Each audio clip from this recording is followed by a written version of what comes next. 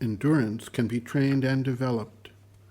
There are entire philosophical programs that have developed to systematically help an individual face the pressures and circumstances of the world with a sense of equality and equanimity.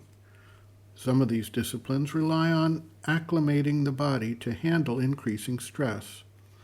One well-known escape artist from the 20th century used to immerse himself in a bathtub of ice in order to prepare his body for extremely cold water during his performances.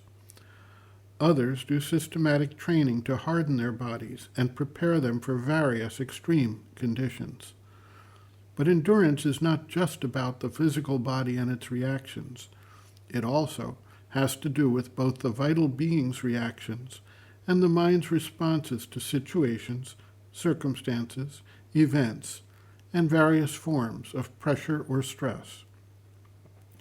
There are many strategies that have been tried, including accustoming oneself to treat positive, negative, and neutral touches equally without becoming excited or depressed. Some strategies try to reduce the influence of vital desire overall, so that those things that would be normally attractive become less important, while those things that would be the subject of repulsion or concern are treated as of little or no importance. There are others who simply try to minimize and avoid all such touches possible, and thereby not have to work at achieving equality or equanimity under pressure. This strategy is, however, shown to have its drawbacks if the individual ever has cause to enter into active life, as the springs of reaction remain in seed form and can come roaring to life when given the right circumstances. Some recognize that these are all simply waves of vibration, and in some cases, it is the intensity of the wave that creates the difficulty, the inability to withstand or hold it without shrinking or breaking in some way.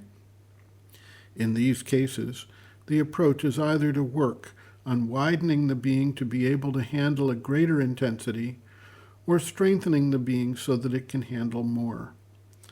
The physical, vital, and mental reactions are also very much influenced by the three gunas, or qualities of nature, which keep changing all the time within each individual, so that now one is in the ascendant and at another time another one is in the ascendant.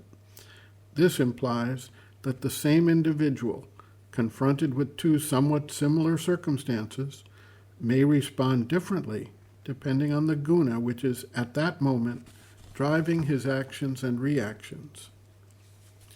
Sri Aurobindo observes, quote, "The principle of endurance relies on the strength of the spirit within us to bear all the contacts, impacts, suggestions of this phenomenal nature that besiege us on every side without being overborne by them and compelled to bear their emotional, sensational, dynamic, intellectual reactions.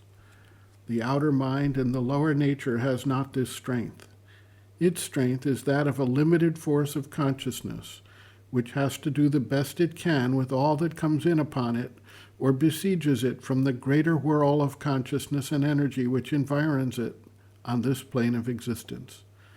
That it can maintain itself at all and affirm its individual being in the universe is due indeed to the strength of the spirit within it. But it cannot bring forward the whole of that strength or the infinity of that force to meet the attacks of life. If it could, it would be at once the equal and master of its world. In fact, it has to manage as it can.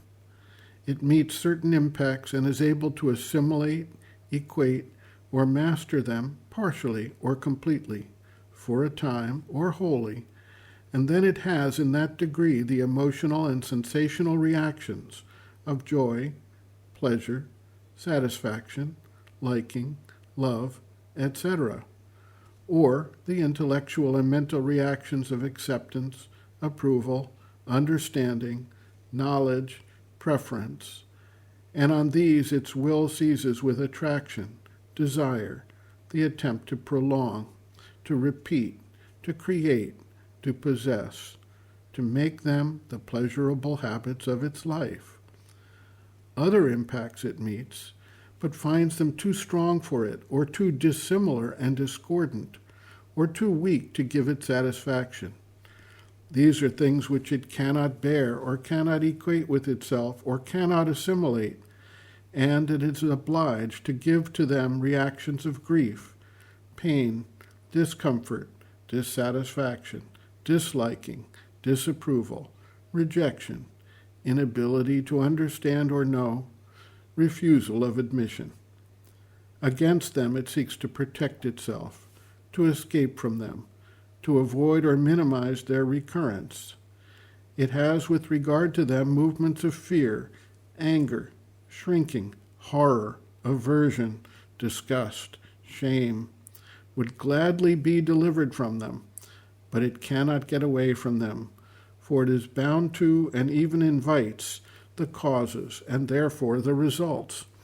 For these impacts are part of life, tangled up with the things we desire, and the inability to deal with them is part of the imperfection of our nature.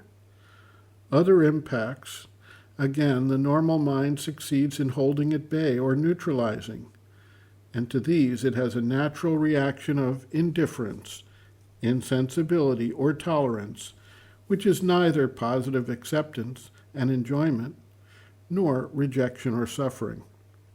To things, persons, happenings, ideas, workings, whatever presents itself to the mind, there are always these three kinds of reaction.